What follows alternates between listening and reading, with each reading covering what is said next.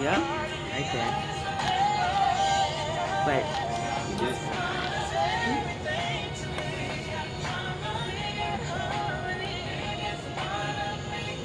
Look at that picture. Okay.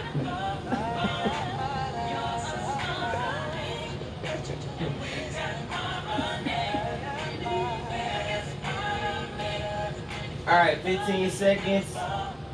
Mics are hot. At work, I'm listening in my car. Amazing 102.5.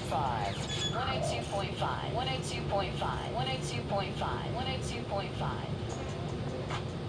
great morning, great morning, great morning, great morning. I'm Amanda Sapp here at Amazing 102.5 FM, your do good through good station where we're changing lives one listener at a time. Y'all know I'm always so excited to bring you amazing guests doing amazing things in amazing ways. I can't wait to share with you who I have in the studio with me today. I'm going to ask you, turn your volume all the way up. This person is a dedicated professional with over 2 decades of experience working with seniors since 2017. Since 2017, she has proudly served as the owner of A Perfect Fit, a business specializing in providing tailored services for seniors. She is passionate about enhancing the lives of older adults and has demonstrated her commitment through hosting numerous symposiums aimed at addressing issues relevant to senior communities. Her expertise and advocacy have garnered attention, leading to features on Fox 26 and invitations to speak as a guest at various events. Her unwavering dedication to seniors and her entrepreneurial spirit make her a respected leader in the industry. She would consider herself ambitious, caring, and knowledgeable. Please welcome into our amazing studios, Miss Erika Crossley. Great morning. Hi, good morning. Thank you. We're glad to have you in the studio with I'm us happy today. to be here. Good Welcome. morning. Yes. Great morning. You were brought to us by Dr. Vanessa Barrow. It's Women's History Month, and Yes. she said, you know what, I want to send amazing women who I Yes. think should be on this platform. And you are one of those women. So again, we are glad to have you in the studio with us today, and for good reason. Tell us a little bit more about A Perfect Fit and how you came to becoming a senior living locator. So I've been working with seniors for literally 20 years, nursing home, home health, hospice, senior living. When I did decide to go out on my own, I did it because I saw the need. Everyone was only going to their senior living communities based off of budget and not necessarily needs, such as cultural needs, cuisine preferences, even their modalities. So when I started in 2017, it did very, very well. So I just helped people find the perfect place to go for senior living. So if you had a mother or a grandmother that needed to find an assisted living facility, you would call someone like me, and based off of her budget, her preferences, things like that, I can help find the most perfect place for her. I didn't even know something like this existed. Yes, Is there a what is the gap? Is this a niche market? Are there many of senior living locators? Like, look at my apartment, right? I just didn't know this existed. So it does exist. It's just not as broadcast. So the biggest one, I guess, competitor we can say would be A Place for Mom. So I'm Okay. a local version of A Place for Mom. I see. I understand. I've never heard of A Place for Mom. Good. Okay. You've heard of Erika Crossley. I have heard of A Perfect Fit, Yes, though, right. and I'm learning more about that today. I hope our listening audience is taking note to this as well. Mhm.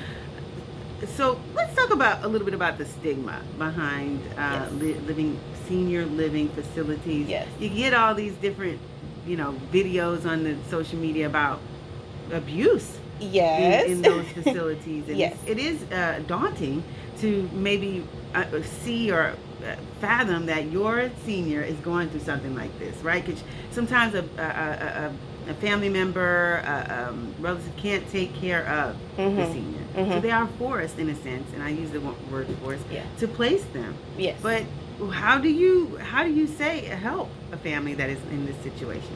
So if you are a caregiver and you're burdened, that would be the best opportunity to call someone like me. Because a lot of people don't realize that the family actually, that's the first step in abusing a senior.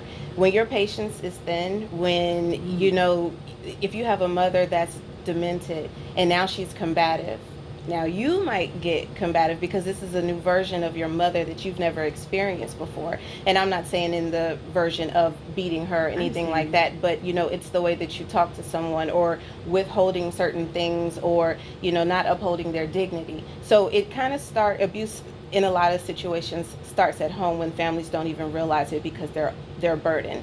And to speak on the cameras in the communities, I personally highly recommend it. Anytime that I place anyone into a community, this is their home. So you're allowed to put a camera in here if this is something that will make you more comfortable.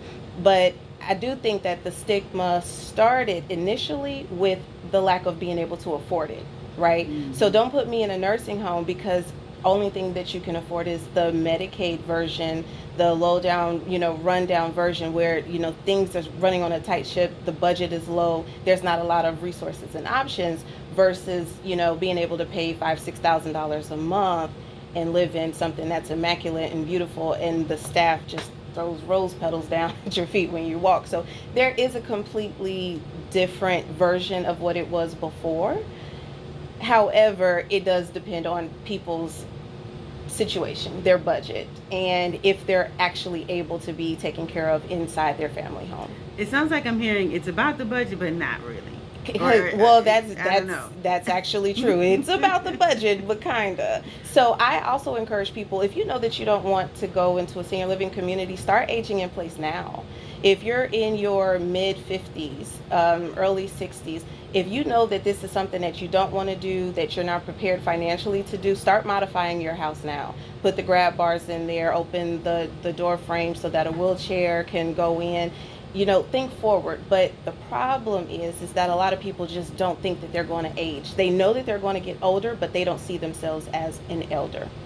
They don't see themselves as the person that's going to fall and break their hip or, have dementia or, live in an unsafe environment because they're in the now, which is fine. But that doesn't help you when you're 85 and now you don't have any resources and you're not living in the best environment. Does a company like yours work with Medicaid or other? Okay. So my services is free, actually. Girl, stop. Yeah. So or go. Right? What you mean? So if you were to call me and you were to say, "Hey, Erika, I need a place for my mom. She only has this, just a random situation. She only has $3,000 a month. She now has dementia. She's in an unsafe environment. She can't stay by herself." I would do my best to help find a place in which she would be safe. When I referred that to them, I would actually get paid from the community, but only after she's been there for about 30 days. So my services are free to the communities, us as a whole, but to the places that I send them, then yes, they would give me a fee. This is really helpful. I did not, it's like an apartment locator. Yes, ma'am. But for seniors. But for seniors. Yes. I don't know why I just didn't. I imagine something like this should exist. Yes, I just didn't hear. I've never heard nobody talk about this. Because a lot of people, especially in our population, they don't talk about senior living. They don't talk about aging. I mean, do you know the plans of your parents and your grandparents when it's time for them to age? Like, where are they going to go? Who are they going to live with? Or are you just speaking in general? You can answer if you wanted to, but in general as well. Like, if anyone was to internally have that dialogue on what would happen when that time comes where my mom or dad, they're not safe to be by themselves, what is the plan? How much money do they have, outside of their Social Security, if any, right, to take care of themselves? So, for example, I have a friend who just retired, and I believe that she's going to get, I think she said like $2,500 per month from her retirement. That's not enough to do anything. And I mean, you've worked all these years, and aging is expensive. Like, no one talks about how expensive it is to be a senior. Ask any senior and they'll tell you. But between the co-payments and the medications and the food and the help and the assistance and all these things that you have to outsource and pay people to do because you can't do yourself, I mean, it gets expensive. How are you supposed to survive? I don't know. Yeah, that's where senior living comes in at. For sure, if you can afford it. But they do have lower budget options such as personal care homes. So personal care homes are the homes that are individually owned and operated. Some of them are licensed, some of them are not licensed, and that's where you can typically find a lower overhead as far as your rent is concerned. So some will be $3,000. You might be in a private room, you might be in a semi-private room with another person. However, your room and board, your medications, your help going to and from the commode, getting dressed and bathing, all of that is included. And so can we briefly talk about licensed and unlicensed Mhm. personal care homes? Um, how, hmm, how do you connect? What about homes that want to be personal care homes? What about That people who have a property and they're like, I want my place to be for senior living. fantastic idea. Mhm. Question. So first and foremost, if you do have a property, let's not consider the 2 and the 3 stories, right? Let's consider the Mhm. 1 story. So put yourself in the situation of a senior. Do you want to climb up those stairs? Right, they don't climb They the don't climb stairs. stairs. Mhm. Everything needs to be on the first floor. Everything needs to be ADA accessible. So if you do have a property that you do want to convert, you can always go to carehometoolkit.com. What is it called? carehometoolkit.com. Mhm. That's my website, where I actually help personal care homeowners to develop their business and also help them to get referrals. And if they already have their personal care home set up and they're looking to sell, they're looking to lease it out to someone else, because it can get overwhelming taking care of seniors, then we can also help them with that as well. If you are a current real estate holder and you have real estate that you want to convert into a personal care home, I actually have a webinar coming up on that in April, and it is listed on Eventbrite, and I believe it should be on the website carehometoolkit.com/webinars. If it's not, it's definitely on Eventbrite. I'm glad you came in here today. I am too. Thank you so much. Yeah, it's Those were it's good really questions. Good. Because I'm interested. This is good stuff. We have a lot of people who are listening. Maybe their parents Yes. are in this aging, Yes. and they have to figure out, what am I going to do with my mom that I love so much, my dad that I care for Yes. tremendously, and I don't just want to just throw them anywhere. Yeah. Well, here would be my intervention when it comes to the parents. Have this conversation with your parents now. Easter's coming up. Perfect time to sit down and have that conversation. So, who do you have any power of attorney, living will? What happens if you're not able to, speak for yourself and something bad happens, like a stroke, or if you're in a coma? Like, do start talking about the DNRs and things like that. What happens to the house? A lot of parents in our communities, they want to leave their house to their kids, which is fine.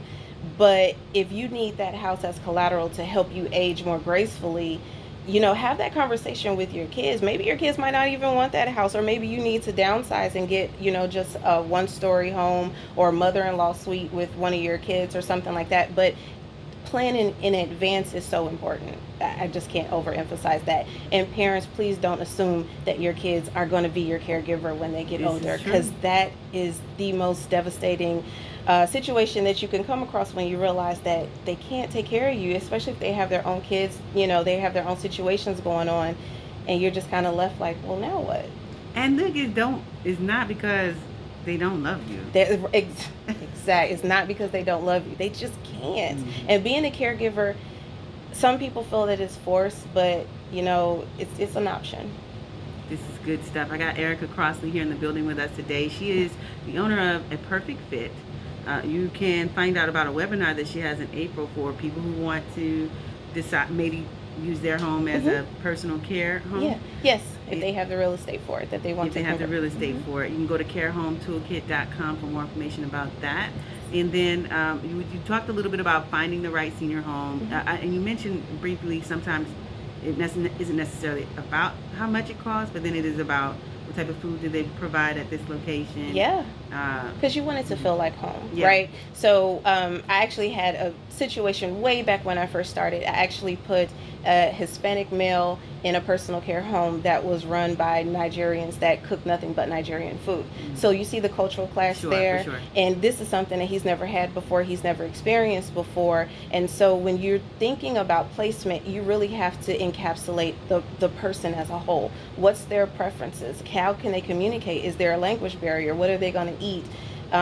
The food that they have, the food that they're eating, if it contradicts with, let's say they have diabetes and high blood pressure, you can't feed them processed food and desserts all day, so you just have to be very mindful of, when you're placing someone, how you're able to find the literally perfect fit for them. This is so good, which is hence the name of your. It is. I like how you went and did that. Such a good name. You I did say a so good name. myself. This is good. Erika Crossley, the owner of A Perfect Fit. We talked about aging in place readiness. Mm-hmm. We talked about questions that we should ask as we're, determining where and what we want to do, where we want to place our lovely senior. Yes. And then also to the mindset that you must have to even get to that point. Start Yes. preparing now. Yes. Please before. start preparing now and have that conversation with your parents and your adult children. Wonderful. And then you got a webinar in April. What day in April? I think it's the 3rd, because I have a webinar series. So I actually just did 2 this week, and I have 2 more next week. So Wonderful. Yeah. Wonderful. We do have to wrap this interview up. We'd like to leave fans, followers, listeners, and supporters with something inspiring, something empowering, something they can take within the rest of the day, the rest of the week, and all the way up to the weekend. What do you want to leave us with today, Ms. Crossley? happy Easter, and talk to your family. Perfect opportunity to do so. You're in a loving environment, you have food around. It's a good segue to talk about things that you kind of don't want to talk about, like aging in place. You just don't like to talk about it. We don't, but you should talk about it as a family, because if I'm the oldest, if someone says no, they're not going to be the caregiver, there's 2 other ones. You should really kind of figure out if they're going to say yes to being a caregiver. Where are you going to live? These are all very important questions. How do we find you? admin@seniorliving.expert is my email, and then my Instagram is air_Rika, RIKA_Kane. Thank you for being our guest here today on the Amanda Sapp Morning Show. Really appreciate you. Thank you for having me. Absolutely. Hey guys, look, stay tapped in, stay tuned in, stay amazing.